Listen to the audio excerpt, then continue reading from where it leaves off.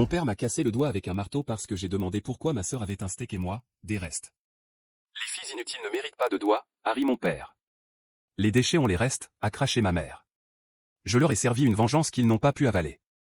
Je m'appelle Lydia, et si je pouvais remonter au temps où j'avais 9 ans, je dirais 2 choses à cette petite fille. 1. Tu n'es pas folle. 2.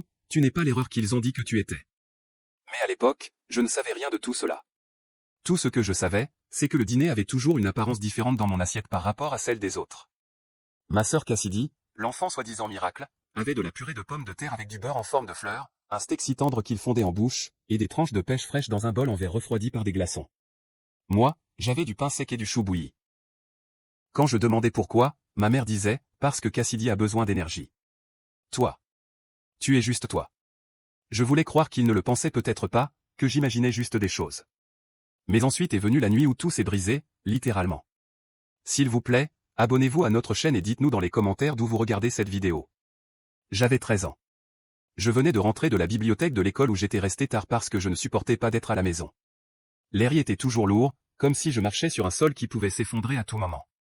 Je suis entré et j'ai senti l'odeur immédiatement, du steak. Mon estomac a gargouillé si fort que j'ai failli en rire. Cassidy était déjà à table, un festin complet devant elle, filet saignant, asperges à l'ail, muffins au maïs. Je suis entré dans la cuisine et j'ai vu mon assiette qui m'attendait déjà. Une tranche de pain, même pas grillée. Une fine couche de mayonnaise dessus. C'était tout. Où est le reste, ai-je demandé, trop fatigué pour faire semblant. Mon père se tenait près de l'évier. Il n'aimait jamais être questionné. Il s'est retourné. Tu demandes ça avec ce ton? J'ai cligné des yeux. Ce n'est pas juste. Pourquoi Cassidy a-t-elle un steak et moi, ça? Cassidy a gloussé. Peut-être parce que je ne ressemble pas à un rat noyé. Ma mère n'a pas bronché. Mais mon père, lui, s'est avancé d'un pas furieux, comme s'il avait attendu ce moment. Il n'a pas crié. Il n'a pas menacé. Il a attrapé ma main, l'a claqué sur le plan de travail, et de l'autre main, il a pris le marteau rouillé du tiroir à bric-à-brac. Cassidy continuait de mâcher. Ma mère n'a pas bougé. Puis, crac. Je crois que j'ai quitté mon corps. Un autre crac. J'ai entendu ma propre voix crier, mais je ne le sentais pas. J'ai vu mes doigts se plier bizarrement, enflés. L'échymose fut immédiate, des éclairs violets rampant sous ma peau. Mon père s'est penché et a murmuré, redemande-moi ça. Je te défie. Puis il a laissé tomber le marteau comme si de rien n'était. Je suis tombé par terre. Cassidy a fini son muffin. Pas d'hôpital, pas d'excuses, pas de punition. Cette nuit-là, ils m'ont enfermé dans la cave avec une vieille poche de glace et un chiffon humide. Mes doigts me lançaient, mutilés et tordus, enroulés dans un torchon qui puait l'eau de javel. J'ai passé la nuit à trembler, me murmurant de rester en vie. Non pas par peur, mais par fureur. C'est cette nuit-là que j'ai changé. Mes doigts ont mal guéri. Aucun médecin ne les a jamais examinés. Ils ne se sont jamais redressés depuis. Et Cassidy, elle se vantait que l'amour vache rendait les choses faibles plus fortes. Mais voici ce qu'il ne savait pas. Une douleur pareille vous reconfigure. Elle transforme chaque cicatrice en un plan directeur. Il pensait que je me briserais et disparaîtrais. Ce ne fut pas le cas. Au lieu de cela, j'observais. Je restais silencieuse. Je les laissais m'oublier. Et ce fut leur première erreur, car j'ai commencé à prêter attention. Papa avait une routine. Il quittait la maison tous les dimanches soirs à 18h30 précise.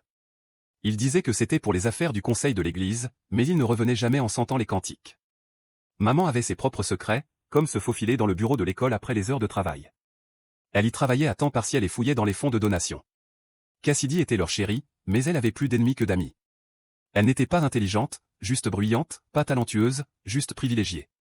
Et moi? J'étais l'ombre invisible. Mais les ombres apprennent comment fonctionne la lumière. À 16 ans, j'avais lu plus que la plupart des adultes ne le feront jamais. Je faisais du bénévolat au théâtre de l'école pour éviter la maison, j'ai appris l'éclairage de scène, la conception de décors, et même comment faire passer des câbles et des haut-parleurs. Je prenais des notes sur tout. Et j'ai commencé à travailler dans un refuge pour animaux le samedi. C'est là que j'ai rencontré Donna.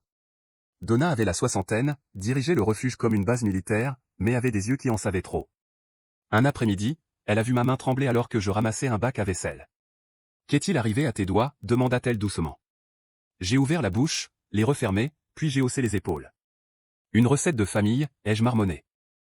Elle n'a pas insisté. Mais 2 semaines plus tard, elle m'a tendu un dossier.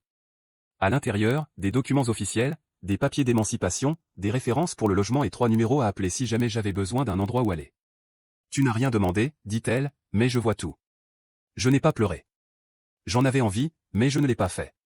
À la place, j'ai plié les papiers et les ai glissés dans mon sac à dos. Je n'étais pas encore prête, mais je le serai bientôt. Parce que la vengeance n'était pas une explosion soudaine. Elle était lente, prudente, silencieuse. Et elle ne viendrait pas avec un cri, mais avec un sourire. Je suis resté 2 ans de plus dans cette maison. Même après le marteau, même après les doigts brisés, la cave verrouillée et les nuits où je dormais d'un œil pendant que Cassidy paradait comme une reine de beauté. Parce que je planifiais chaque seconde, chaque étape. Ça a commencé discrètement. Donna m'a trouvé une place de bénévole à la station de radio locale. Elle est douée avec les fils, a-t-elle dit au directeur. Et juste comme ça, j'étais derrière la console les week-ends, ajustant les faders, testant les micros, apprenant comment le son fonctionnait, comment les voix pouvaient être amplifiées, comment le silence pouvait être enregistré. Je n'ai pas seulement appris à mixer. J'ai appris à écouter. Les mensonges de mon père étaient toujours les mêmes. Conseil de l'église, réunion tardive, appel professionnel. Mais je savais où il allait vraiment. Le parc à camions sur Olmarlin Road. Je l'ai suivi une fois à pied pendant plus d'1 heure juste pour confirmer.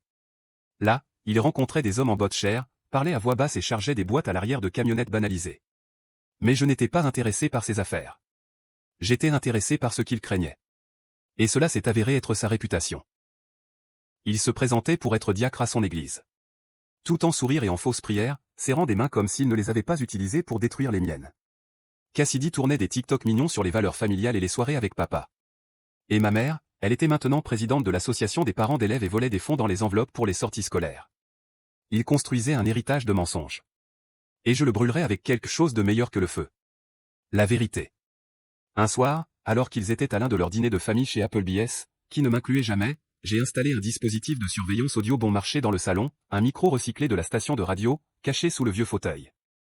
Il fonctionnait avec une minuterie et téléchargeait automatiquement sur un disque crypté. Pendant des semaines, j'ai recueilli de l'audio. Cassidy se moquant de ses camarades de classe. Maman disant, on va juste piquer un peu dans l'argent de la vente de gâteaux. Personne ne vérifie jamais. Papa riant d'avoir fait si peur à quelqu'un au travail qu'il s'est uriné dessus. Et puis, le moment que j'attendais. Papa disant, cette fille, Lydia, elle n'est rien. À peine humaine. J'aurais dû lui casser la mâchoire quand elle a commencé à répondre. Il était ivre, parlait en marmonnant, fier. J'ai découpé le fichier, fait une copie, puis j'ai attendu. La remise des diplômes est arrivée. Cassidy a eu une nouvelle voiture. Je n'ai rien eu. Pas même une poignée de main. Mais je m'en fichais, car j'étais presque libre.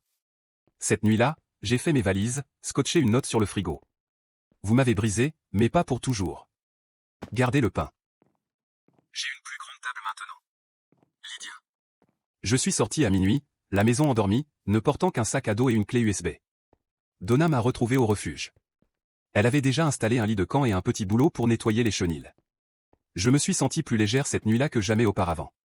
Mais je n'avais pas fini. La clé USB, elle n'est pas allée à la police. Elle est allée au conseil scolaire, aux anciens de l'église et à l'association des parents d'élèves. 3 enveloppes, 3 séries de détonations soigneusement synchronisées. L'une contenait les archives complètes des vidéos TikTok de Cassidy, y compris celles où elle simulait du travail caritatif pour les vues. Une autre incluait des enregistrements de ma mère plaisantant sur le détournement de l'argent des sorties scolaires pour des plaisirs personnels et se moquant des enfants pauvres endettés à la cantine. Et la dernière enveloppe, le joyau de la couronne, contenait l'aveu de mon père. Cette fille, Lydia, elle n'est rien, à peine humaine. J'aurais dû lui casser la mâchoire quand elle a commencé à répondre. Le jour même où ces lettres ont atterri sur les bureaux, j'ai mis en ligne un podcast. Un seul épisode, juste ma voix, intitulé La fille laissée pour compte. J'ai dit la vérité, chaque parcelle. Pas de nom, pas de calomnie, juste mon histoire enveloppée dans une narration calme, avec une musique de fond douce de la station de radio. Ce n'était pas de la rage, c'était de la paix. Au coucher du soleil, l'épisode avait 2000 téléchargements, puis 10 000. Puis il est devenu viral sur TikTok grâce à quelqu'un qui a extrait la phrase « Quand vous brisez les doigts d'une enfant, vous lui apprenez à taper sa propre vérité ». Cette phrase est devenue une tendance. En une semaine, ma famille était en feu. Pas littéralement, mais socialement. Les sponsors de Cassidy l'ont laissé tomber. On a demandé à maman de démissionner de l'association des parents d'élèves. Et papa, l'église a voté pour le retirer du conseil. Il ne savait pas d'où cela venait. Il n'avait aucune idée que c'était moi, car je n'ai jamais utilisé mon nom complet. Je n'en avais pas besoin. La vérité portait son propre tonnerre. Et je n'avais pas encore fini. Parce qu'une chose restait, la maison. Celle où j'avais grandi, où j'avais été enfermé dans la cave, où mes os avaient été fracturés. Où le silence était une monnaie et la douleur, un meuble. Il me restait une dernière chose à faire. C'est un mardi que j'ai vu l'annonce être publiée. Maison de 4 chambres à rénover. Propriétaire cherchant une vente immédiate. Offre bienvenue. L'adresse, ma vieille maison. Il s'est avéré qu'après que papa ait perdu son titre à l'église et que les revenus d'influenceuse de Cassidy se soient taris, les choses sont devenues difficiles. Ils ont cessé de payer l'hypothèque. Puis sont venues les lettres, puis l'avis de vente aux enchères. J'ai regardé tout cela se produire en silence. La maison où j'avais grandi, celle où j'avais nettoyé le sang sur le sol avec ma main gauche alors que la droite était encore cassée, avait maintenant 18 000 $ de retard de paiement et supplié pour un acheteur. Alors, j'ai demandé une faveur. Le cousin de Donna travaillait pour une organisation à but non lucratif qui aide les jeunes en transition à acheter leur première maison grâce à un programme de subvention jumelé. Il cherchait quelqu'un de fiable, quelqu'un avec un objectif clair, quelqu'un qui était passé par le feu et savait comment construire à partir des cendres. Je leur ai envoyé mon épisode de podcast, juste ça. Ils m'ont approuvé en moins de 48 heures. Une semaine plus tard, je suis monté sur ce Porsche pourri, un presse-papier à la main, un nouveau sweat à capuche bien zippé, et j'ai signé le contrat d'achat. Ils n'ont même pas su que c'était moi avant que j'emménage. J'ai attendu le jour de la signature finale.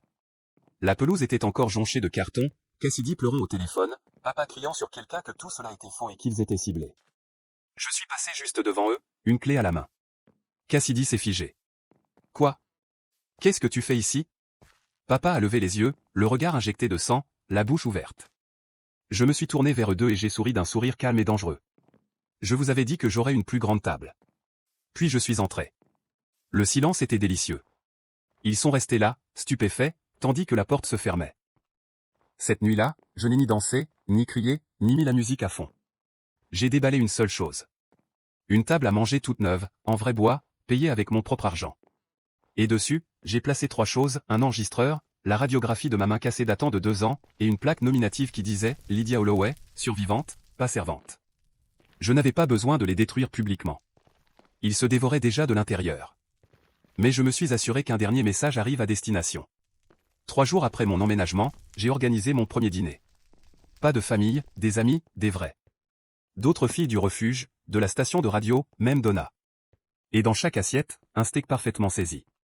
Cassidy disait que je ne méritais pas de steak. Papa avait l'habitude de manger le mien et d'appeler ça « la taxe du père ». Mais cette nuit-là, j'ai servi à tout le monde le repas qui m'avait été interdit. Quand j'ai tendu la dernière assiette à Donna, elle m'a regardé et a demandé « Qu'est-ce qui t'a fait revenir ici ?» J'ai juste souri.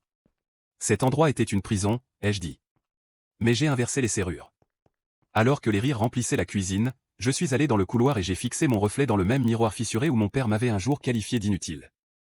Mes doigts ne se pliaient toujours pas correctement. Une articulation était un peu trop haute, mais ils fonctionnaient. Ils ont bâti cette vie. Ils ont tapé ma vérité. Et quand j'ai levé la main et tracé cette cicatrice, je n'ai pas ressenti de rage. J'ai ressenti du pouvoir. Parce qu'ils pensaient m'avoir brisé. Mais tout ce qu'ils ont fait, c'est me donner quelque chose à partir de quoi reconstruire. Et quand quelqu'un reconstruit à partir des décombres, il ne revient pas pour se venger. Il revient en possédant tout ce qui a tenté de l'enterrer, y compris la porte d'entrée.